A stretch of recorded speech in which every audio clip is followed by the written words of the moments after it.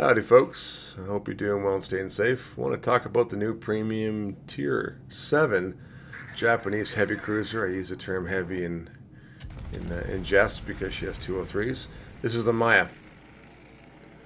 It's an interesting boat. It's typical Japanese IJN cruiser, quote unquote heavy cruiser, quote unquote glass jaw. So you gotta be very careful with her.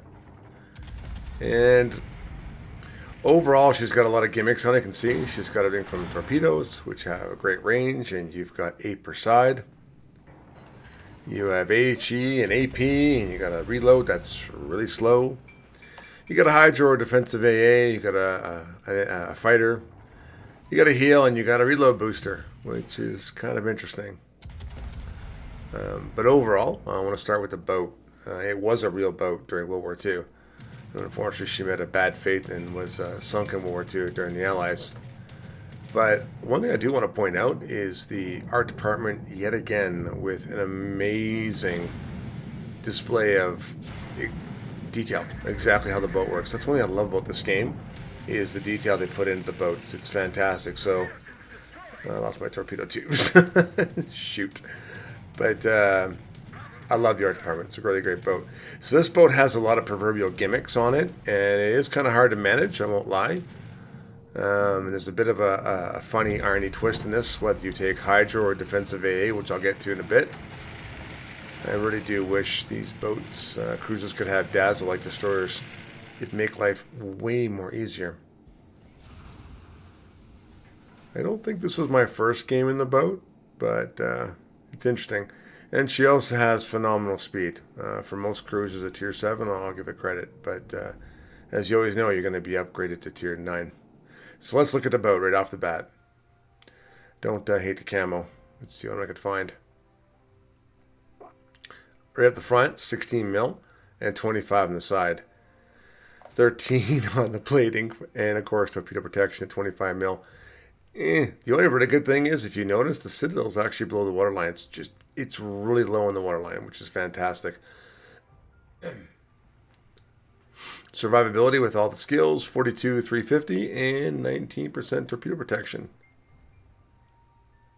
Not bad, not bad. I'll go into armor and torpedoes a bit later. Artillery, rather. Maneuverability, 10.1 second ruddership, but her speed with a speed flag, 37.3, is really good. You can kite away quite well. And her concealment's 11.2 with all the captain skills. I got to give it credit. This really does lower it, especially when you're up to tier 8 and tier 9 matches, which is all the time wargaming. I'm looking at you. Equipment for me, so pretty standard. She's a premium boat, so there's really no upgrades when you actually get the boat. It is what it is. Now, you guys know me, main armament modification 1, I always take it. I take damage control system 1 here, not the actual engine one, because I want to reduce fires. Aiming system modification, because you're going to be kiting away and hanging out at almost max distance. I take propulsion modification because I'm hanging out at max distance, and I want to make sure that a battleship doesn't take my life in one shot. High explosives, she's got a 16.5 second reload. I think that's wrong, and I think it's a 34 millimeter pen for AP. Torpedoes, 8 kilometers, 76 seconds. Let's go through them quickly in more detail. Artillery, again, 16.5 seconds. Reload, maximum range 15.3. Secondaries here, 5 second reload, 21 millimeters of pen. Not bad. Torpedoes, 4x4, basically 8 per side. With a 120 second reload, 2 minutes, and she's got 76 knots, which is not bad. Obviously, you got a damage control. Defensive AA. So this is funny. You can have hydro or defensive AA. I take hydro in every match. No word of a lie. There's 2 carriers against me every single match. I take defensive AA. No CVs. So you guess what I'm keeping permanently until that changes. I don't want to laugh about it, but it's a true story. Fighter, it comes with it. I do use it with defensive AA.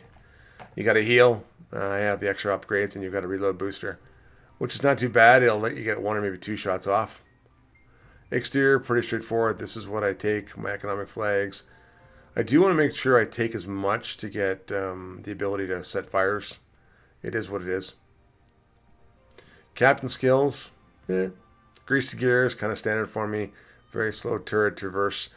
Gun feeder. Change your ammo every 50% reduction. You need this with a 16.5 second reload. Demolition expert. Again, set more fires. Adrenaline rush. Don't worry, your health will get low. I do take superintendent because, quite frankly, I need more charges of everything. I take survivability expert because, hey, I do need it because she has a low health pool. Concealment. And just for basic AA, I do take AA defense and ASW expert to help me out here. I think it's important.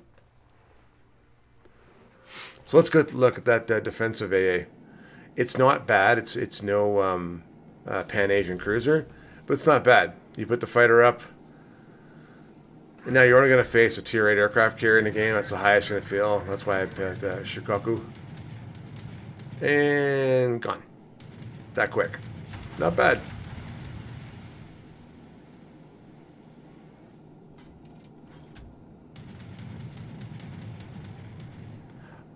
Overall, I thought that was kind of cool. So my defensive A is still up, so I'm going to wait for this next set of dive bombers to come at me. And again, the closer they get with priority sector, gone. So, yeah, you can really, in my opinion, if you do get aircraft carrier, hydro is nice to have, but I think its defensive A is more important. So the gameplay for this boat is pretty straightforward. If you brawl, you dead. I don't care about the heal. I don't care about anything else. You're dead. You're looking for islands. You're looking for a way to get around things. Typical Japanese or IJN cruiser at tier 6, like the Aoba, tier 7 Miyoko, and what's the other one called? I can't remember the special camo ones. And this is at tier 7, another one. And tier 8 doesn't matter. You want to make sure you're hiding behind islands or smoke or what have you. Don't go in direct line of fire. I find the torpedoes are more of a defensive mechanism against cruisers and destroyers and battleships, or something you can surprise them with. Come around a corner, they don't know you're there, and you pop 8 torpedoes into a battleship. It's great. They're not exactly long range. They're not typical, the R-93s where you might get upwards of 20 kilometers or 12 kilometers, whatever. No, they're pretty short, I think 8 kilometers. So, again, they're more defensive, I find. At 16.5 seconds, you're not a destroyer killer. You're just not. So be very careful with it. I cannot stress taking the gun reloader proc as a captain skill.